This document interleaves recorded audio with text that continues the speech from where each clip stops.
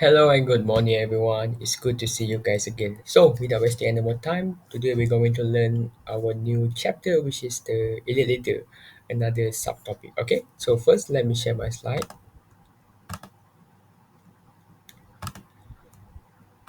So, today we're going to learn about the elite leader communication skill.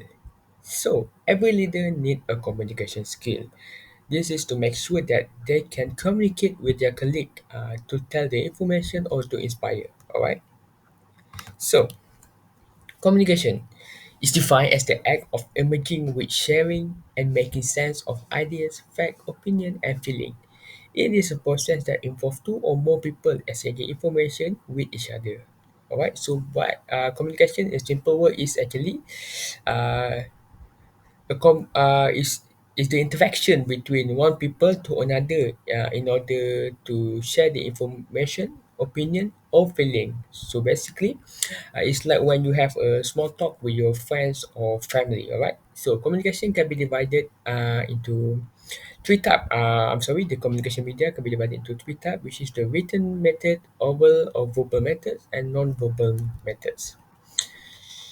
So there are three parts of processing the communication, which is the first one is the communication act, which is the message. The second one is sack of signs. The second one is the second communication act, which is the feedback.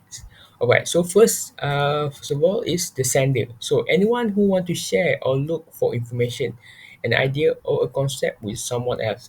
In a corporate, the sender could be the boss, an employee, a customer, a supplier, or even a competitor. So a sender is basically someone who look for the information or someone who try to find an idea or any knowledge from someone else or from some company. All right. For example, is when yes a student looking for the information regarding the topic from their lecturer. All right, so that's a simple example. All right, the next part after a sender, yes, we will go to the message. All right, so the message is actually the written form of idea that the sender want to express. The physical message can be sent by written or spoken word or by the sender as body language, which is non-verbal. The way a message is written can help the person receive it for a better understanding. Alright, so basically, after the sender look for the information, yes, they must leave the message either in a written form to express the idea uh, of of the sender. Alright, so the message can either be the physical message, which it can be written, or either can be a non-verbal or based on the body language of the sender. Alright, for example, of the message is when the teacher write down on the whiteboard regarding today's topic to give the information to their student, or in term of non-verbal is when the yes the sign language person who did a sign language to tell the information toward the disability person. Okay. Last one is the channel selection. So, choosing the right way to send a message is one of the keys to good communication. Writing, talking, and using media equipment are well common way to communicate. So, the channel chosen must also work with representation chosen for encoding. Messages can be sent to many different ways, such as in-person meeting, letter, fax, message, computer printout, phone call, and many others. So basically, a channel selection in a simple word is a way or a method you choose to send the message of for the communication, either a writing, talking, or using the media. So, in terms of writing, yes, a common channel selection, which is the old school one, yes, you write a letter and send it to your partners. And talking, maybe, yes, during the meetings and using a media, either using a poster or either using you post it on the TikTok or Instagram. All right, so that's the simple example. So the next one is encoding. So encoding is the process of choosing the right sign to send a message to the right channel in order for the receiver can understand. Charts, table, words, and written summary are all ways to show what you want to say. So encoding is basically the process to choose the right sign or the right way to send a message to the right channel. in order for the receiver to understand. So basically, for encoding, let's take example of people with disability. For example, like a deaf person. So a deaf person is someone who cannot having a hearing disability, or they cannot hear properly. All right. So in order to send a message to them, yes, you must choose the right channels or the right way to send the information. For example, for the people with the hearing disability, yes, you must use the sign language in order to send the message. So how can you use the sign language? How do you want to blast the sign language, or to promote the sign language toward the disabled person? Yes, you can use it on the media, which they can see on the TikTok or either on the Instagram. So when they see on the social media on the TikTok, yes, they can able to see the sign language, and the information that you try to send can be understood by the disabled person. All right. So the last one is the receiver.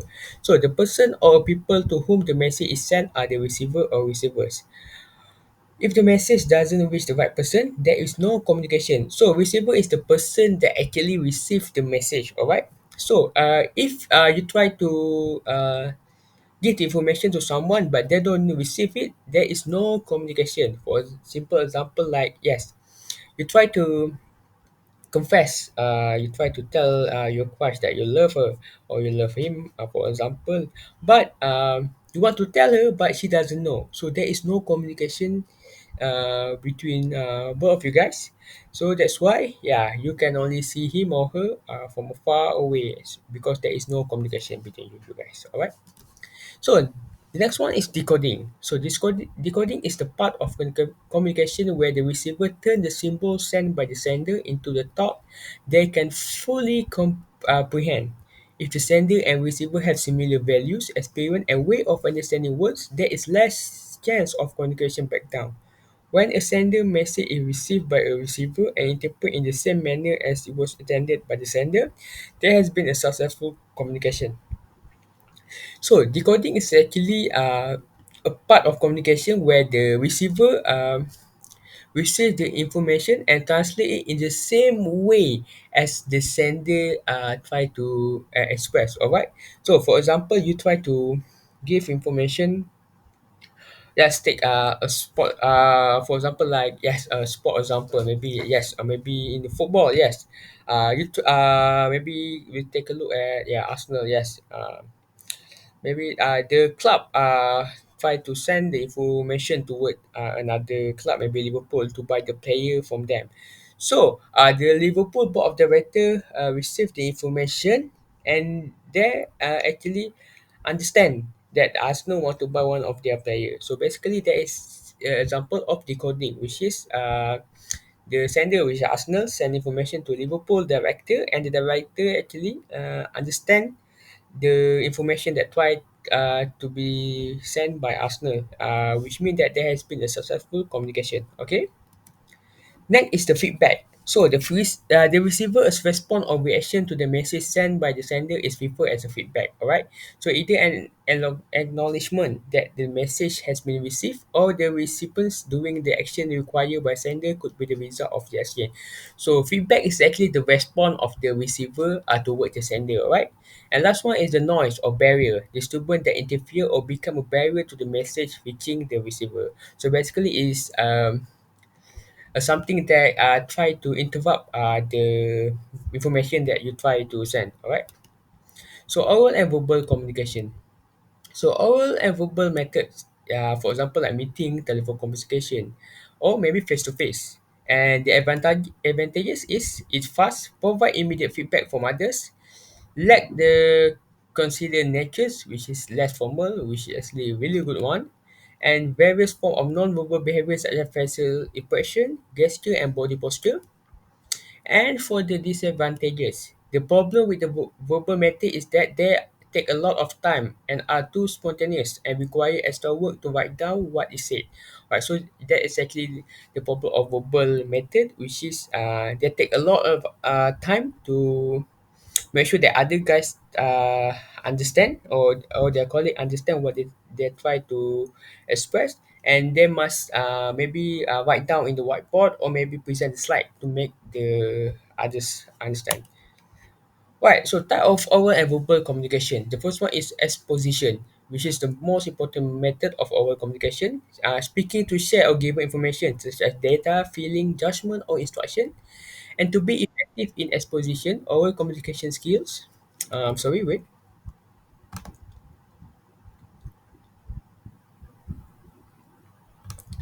Let me share my slide again. Sorry again.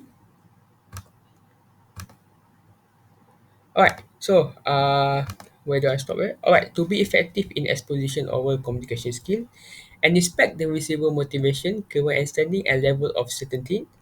Make definite decision where to begin. Use support such as explanation, definition, illustration, analogy, testimony. Further preparation needed through the extra reading.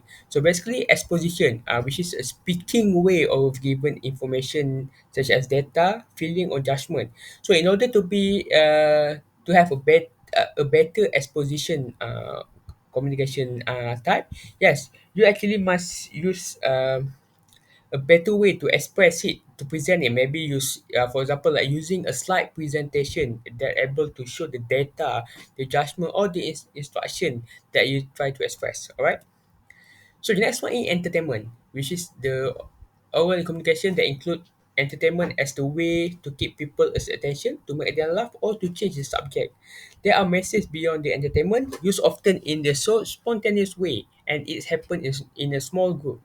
Effective entertainment oral communication will help to analyze the people who will be watching and the content to find out where the entertainment value is, put the people at ease, be confident and act like you in charge, and find out what kind of entertainment you best at.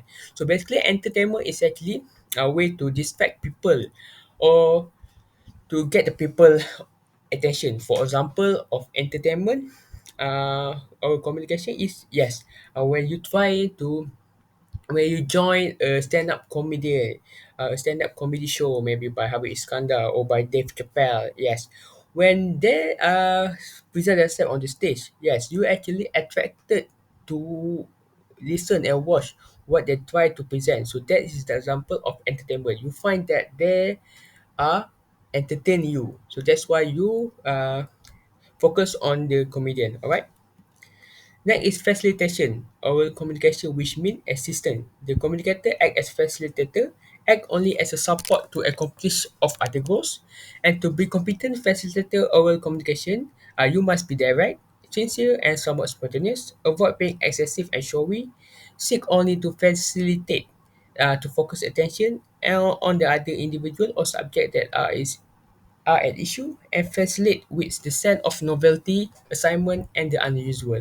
So basically, the facilitation is the oral communication type that mean assistant. For example, when you in the team building or you have a facilitator, which is their function is to support you to achieve your goal. Maybe in the team building, you try uh, to have a better relationship with your teammates. So the facilitator will help you that, and you will have a many communication with the facilitator, which will support, guide, and encourage you. All right. So next one is the persuasion, which can be informative, entertain, and facilitate. Alright, a communication situation in which the sender want to change the way the receiver think, feel, or act. Clearly goal directed. Persuasion can be negative result, boring, and can have a reverse impact. So persuasion strategy, get to know the people first you are sending the message to, and find out what you have in common with them. State purpose openly. Use strong motivation appeal. Use the energy of the group to get them do a certain thing, and use the common interest and commitment of audience member to enforce one another and be professional. So persuasion is actually a communication situation where the sender wants to change the way the receiver think, feel, or act. Alright. So effective listener, we have to train ourselves to want to listen. When we listen, our mind should be in a state of relaxed alertness where they are open, ready, to change as needed. So effective listener, yes, a simple example is maybe you and your maybe you with your partners. Yes, one of you guys must be a really good listener. That's an example of effective listener. You listen to him or her problem, listen to everything that they share with you every night. And when you listen to them, yes, you be in a state of relax, and you are open and ready to change or maybe give a feedback to him or her. So that's the example of effective listener, right? A good listening skill. How we want to have a good listening skill? For example, look for the area of interest. Yes, we must look at the area of interest of the person that talk. Identify the speaker's purpose. Yes, you must understand the objective of the speaker, what they try to talk. For example, yes, maybe doing the maybe during the election at the USA between Donald Trump and Hillary Clinton. Yes, you I must understand what is this purpose, what they try to express. All right, listen patiently. All right, so don't jump to conclusion quickly. You must listen patiently what they try to express. Focus on the content. Do not be distracted and always be alert. Learn to take a good notes. Be objective and not argumentative. All right, try not to argue with the speaker. Try not to interrupt the speaker as well, and ask question when possible. So in a formal way or in the good manners, after the speaker finished the talk and he actually opened up for the Q&A session, that's when you ask the question. All right. Next is non-verbal method. First one is body movement and proximity. What you say affect how you move, not the other way around. In some culture, body movement and similarity are also the way to show status and power. So basically, for example, like with their head when talking to the high status person. All right. So when a person who have a high ranking in a company, yes, you must always raise your head some and listen carefully. All right. And another example is when your hands on the hip position when you're talking to someone at the lower status. So which is, for example, like when the leader put the hands on the hip when he talking to his colleague, which is I consider as disrespectful. All right. Next, touching, inspirational tenderness, expressing, and emotional support displaying behavior may result in negative reaction as well as positive one. Different type of message communication to touching, functional, professional, social polite, and friendship warm. So basically, a non-verbal communication touching. For example, like maybe you have a shoulder tap on your friend saying good job. Yeah, that's for example. And the reason that may result in negative as well is when yes, you suddenly have you touch a stranger, maybe a different gender that maybe cause a negative reaction. Maybe they think that you a pervert or something like that, right? And this is touching also, depending on many factors, intensity and length of any touching. Its precise interpretation will change which of the body being touched. Right, like I said earlier, you must touch at the place uh, that not give any sensitivity toward the person. How long the touch lasts, alright? If you touch someone for 1 minute, yes, that's actually weird kind of shit, alright? The strength of the touch, the method of the touch, and the frequency of the touch. Alright, for example, a simple, I guess, example of touching communication is when you have a handshake with someone. Yes, you congrats them on something they achieve. Alright. Next is the facial expression. The face is the rich in communication potential, the primary mechanism for expressing feeling and view. Alright, for example, yes, this is simple one. You express happy with your face, sad with your face, angry with your face. And next one is eye contact, an important source of non-verbal communication. We use our eyes to attract attention to ourselves and others, as well as to communicate our ideas and feeling, to close or stop a communication interaction. Alright. Barrier to effective communication. Alright, first one is the individual bias and selective. Of course, yes. In every communication, there is someone that actually, maybe in a group, as you have five groups. So when one person talk, yes, or all the other team members listen. But when you try to talk, yes, they don't want to listen because maybe the reason because you have a low IQ level, or maybe you have a uh, less follower compared to the other person, alright? The status different. Of course, the status different. When someone has the highest status, for example, like maybe the rich person and the average person, alright? So people we tend to listen to the rich person because they assume that because the rich person have the high status, yes, he know everything. But they know that maybe someone who is average have a better knowledge, but yeah, life is hard. Maybe there's something that happens to him that caused him to be like that. All right. Next is fear and emotional overtones, lack of trust, verbal difficulties, and information overload. Yes, too much information also can be the barrier to effective communication. All right. So,